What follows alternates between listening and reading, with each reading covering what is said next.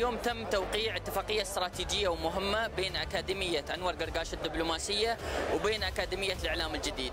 الهدف منها هو إعداد برامج مشتركة وبحوث تطبيقية مشتركة في مجال صناعة المحتوى الإيجابي وفي مجال تأهيل قادة في المستقبل في دولة الإمارات والعالم في مجال السوشيال ميديا وفي مجال التواصل. توقيع اتفاقية ما بين أكاديمية الإعلام الجديد وأكاديمية أنور قرقاش في وسط أعمال قمة المليار 2025، اتفاقية تسعى إلى تعزيز جانب صناعة المحتوى والاتصال الرقمي في العمل الدبلوماسي.